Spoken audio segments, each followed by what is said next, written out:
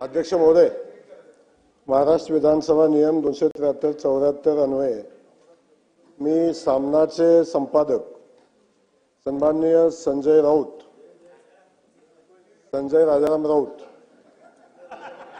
त्यासोबत या सभागृहाचे सदस्य सन्माननीय रोहित पवार आणि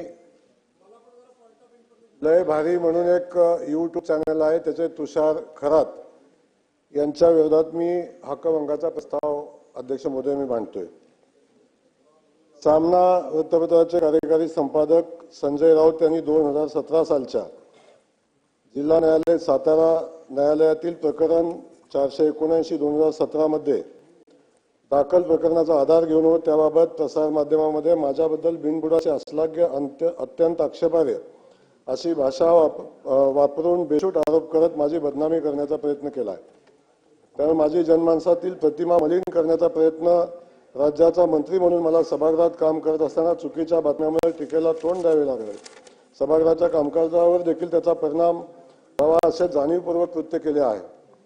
वास्तविक पाहता सदर गुन्ह्यात माझी 2019 मध्येच न्यायालयाने निर्दोष मुक्तता केलेली आहे। त्याबाबतचा निकाल सोबत जोडला आहे।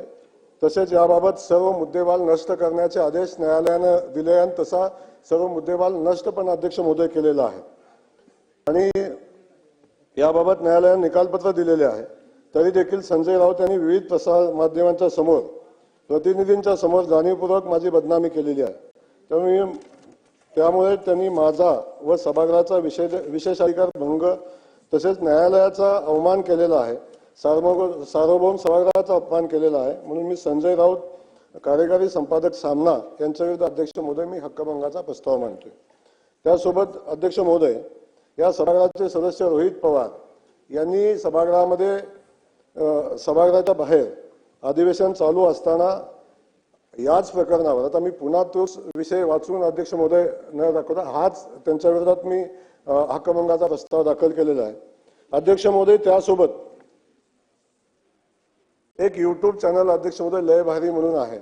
त्या YouTube चॅनलच्या माध्यमातून अध्यक्ष महोदय याच प्रकरणामध्ये आणि याच सारख्या किमान 87 व्हिडिओ क्लिप माझ्या कुटुंबाच्या माझ्या पक्षाच्या माझ्या नेतृत्वाच्या बदनामीसाठी अत्यंत नीच खालच्या पातळीवर जाऊन अध्यक्ष महोदय टीका करण्याचं काम सातत्याने 1.5 वर्षापासून सातत्याने अध्यक्ष महोदय तो चॅनल करतो। त्यासोबत काल परवा दिवशी याच प्रकरणामध्ये ज्यामध्ये न्यायालयाने माझी निर्दोष मुक्तता केलेली आहे त्यामध्ये अध्यक्ष महोदय अत्यंत खालच्या पातळीवर जाऊन माझ्यावर पक्षावर आणि नेतृत्वावर टीका करण्याचं काम सातत्याने अध्यक्ष महोदय या चॅनलच्या माध्यमातून होतं की ज्यांना लोकशाहीमध्ये आपण वृत्तपत्रांना किंवा लोकशाहीचा चौथा स्तंभ मानतो अध्यक्ष महोदय, तेव्हा जबाबदारीनं त्यांनी वागलं पाहिजे आणि आपली भूमिका मांडत असताना एक भाषेचा स्तर राखला पाहिजे अध्यक्ष महोदय। याच्यामध्ये असं कुठेही न करता माझ्या कुटुंबाची आणि सभागृहामध्ये माझी बदनामी होईल अशा पद्धतीचं वर्तन अध्यक्ष महोदय या YouTube चॅनलने केलेलं आहे।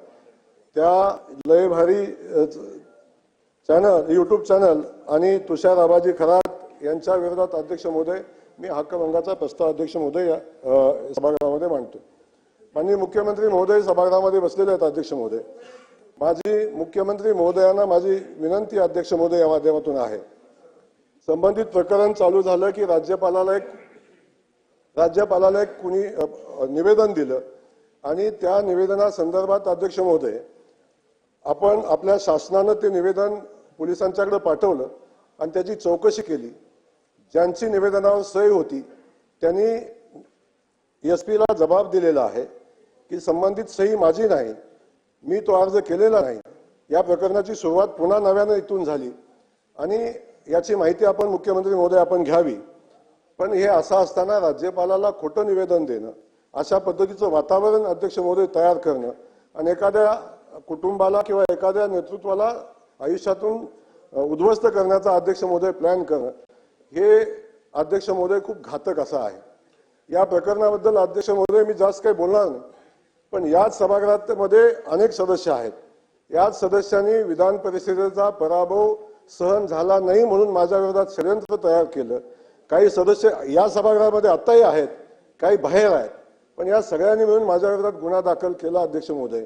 आणि त्याच्यावर कारवाई करत असताना जी वस्तुस्थिती समोर आली, पण माझं या माध्यमातून सांगेन अध्यक्ष महोदय, माझ्या वडिलांचं निधन झाल्यानंतर अस्थि विसर्जन सुद्धा करायची वाट बघितली नाही. 8 वर्षापूर्वीचं प्रकरण अध्यक्ष महोदय काढलं, कदाचित 10व्या दिवशी पण करता आलं असतं, पण एवढी सुद्धा नीतिमत्ता दाखवण्याचं काम अध्यक्ष महोदय यातून केलं नाही. माझी अध्यक्ष महोदय, आपल्याला माझी विनंती आहे मुख्यमंत्री महोदय, या प्रकरणाचा निकाल न्यायालयाने दिलेला आहे. सभागृहाचे सदस्य काही लोक सांगतात अध्यक्ष महोदय, न्यायालयानं स्पष्ट सूचना दिलेल्या आणि त्या वेळचं सगळं रेकॉर्ड अध्यक्ष महोदय न्यायालयाने डिस्ट्रॉय केलेलं आहे. तरी सुद्धा सभागृहाचे सदस्य सांगतात की सगळं रेकॉर्ड आमच्याकडे आहे. म्हणजे न्यायालयानं दिलेल्या निर्णयाचा अवमान करण्याचा अधिकार यांना कोणी दिला? अध्यक्ष महोदय, याही संदर्भात माझी विनंती, आपल्याला याची चौकशी झाली पाहिजे. या सगळ्यामध्ये अध्यक्ष महोदय, माझ्यावर कारवाई केली किंवा माझ्यावर जे प्लॅन होता आजपर्यंत आपण सगळ्यांनी बघितलं, सभागृहाने अनेकदा अनुभवलेला आहे. आता याच्यात त्यांची चूक नाही अध्यक्ष महोदय, माझी चूक आहे की मी सर्वसामान्य कुटुंबातून आलोय.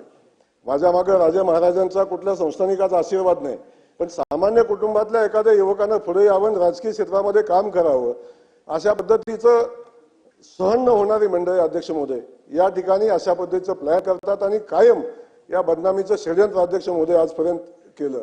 माझी सगळ्यांनाही विनंती या माध्यमातून आहे, आजपर्यंत ज्या कुठल्याही गुन्ह्यामध्ये सहभागी नसणाऱ्या जयकुमार गोरेनं आजपर्यंत किमान 28 गुन्ह्यामध्ये सामोरं जायचं आतापर्यंत काम केलं, त्याला प्रत्युत्तर दिलं आणि संघर्ष करून आज इथं उभा राहिलो.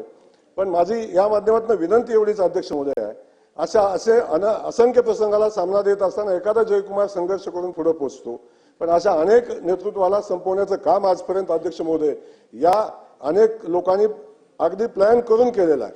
माझी मुख्यमंत्री महोदय आपल्याला विनंती आहे, जयकुमार दोषी असेल तर त्याला फासावर द्या, सोडू नका. पण माझी या माध्यमातून आपल्याला विनंती आहे, अशा पद्धतीचं अर्ज देणं, अशा पद्धतीचं प्लॅन करणं, राज्यपालाला अर्ज देणं आणि त्याच्यावर आपण चौकशी केल्यानंतर संबंधितांनी ज्यांनी अर्ज केला ते सांगतात की मी अर्ज केला नाही, अशी चौकशी अध्यक्ष महोदय याची, मुख्यमंत्री महोदय याची चौकशी झाली पाहिजे आणि त्याच्यावर त्याचा सोक्ष लागला पाहिजे, त्याच्यावर कारवाई झाली पाहिजे. जर राज्यपालाचा अर्ज त्यांनी केलेला नाही तर त्या युट्यूब चॅनलकडून कसा पोचला आणि त्यातून बातम्या कशा तयार झाल्या, याही संदर्भात चौकशी मुख्यमंत्री महोदय झाली पाहिजे. माझी आपल्याला मनापासूनची विनंती आहे की आपण या संदर्भातली चौकशी कराल आणि माझ्यासारख्या सामान्य सदस्याला न्याय द्याल, अशा पद्धतीची भावना या निमित्ताने व्यक्त करतो.